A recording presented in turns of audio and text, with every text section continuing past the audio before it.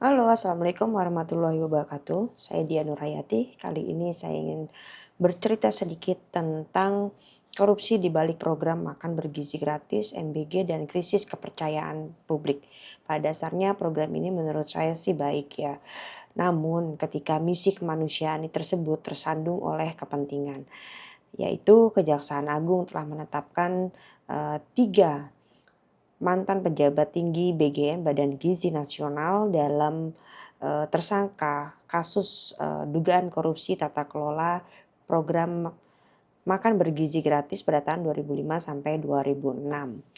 Mereka diduga terlibat dalam berbagai keputusan pengadaan yang dinilai tidak ada kaitannya langsung dengan program tersebut, yaitu termasuk pengadaan barang-barang seperti motor listrik yang memunculkan berbagai pertanyaan mengenai urgensi dan relevansinya terhadap penyediaan makan bergizi gratis.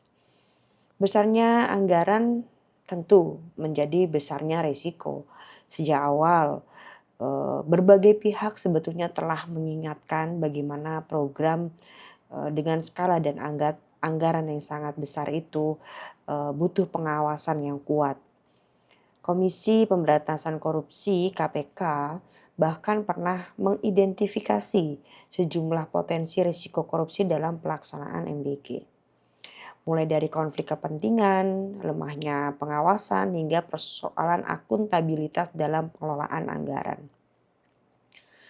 Namun, ketika program gizi menjadi amanah konstitusi, kasus dugaan korupsi dalam program MBG tidak hanya menimbulkan pertanyaan, namun pertanyaan tersebut banyak mempersoalkan tentang pengelolaan anggaran negara, tetapi juga persoalan yang lebih mendasar, yaitu pemenuhan hak-hak yang dijamin hak-hak anak-anak yang dijamin oleh konstitusi.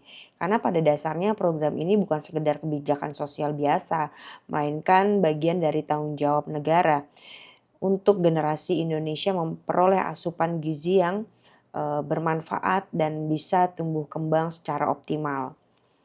Hal tersebut juga sejalan dengan pasal 28B ayat 2 Undang-Undang 1945 yang menjamin hak setiap anak untuk hidup, tumbuh, berkembang, serta memperoleh perlindungan.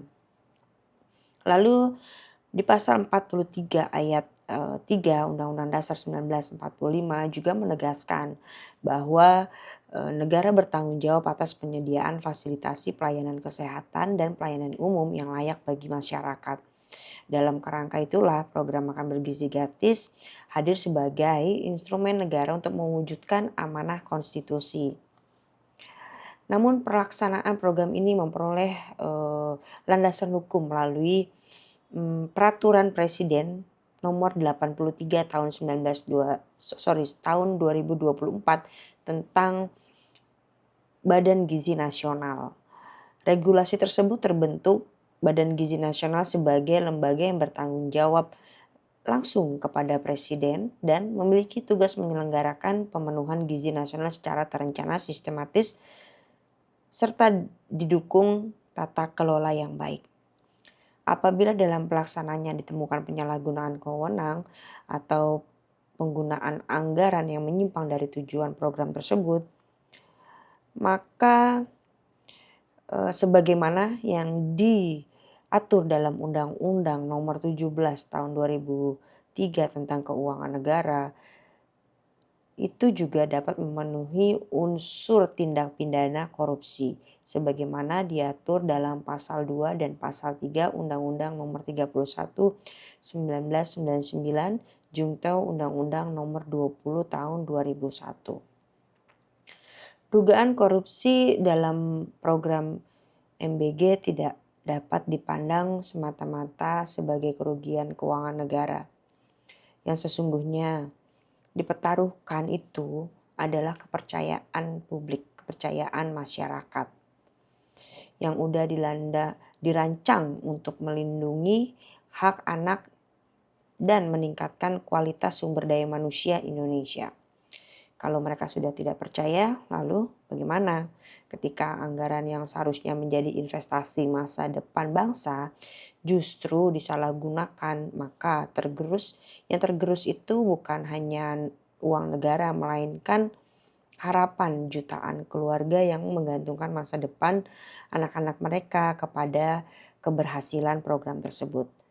Jadi baiknya saran dari saya mungkin bisa dievaluasi kembali ya program tersebut, pengawasan yang lebih ketat, eh, dan juga dilihat dari geografis negara Indonesia. Apakah setiap provinsi, setiap daerah benar-benar membutuhkan makan bergizi gratis atau tidak. Demikian video singkat dari saya.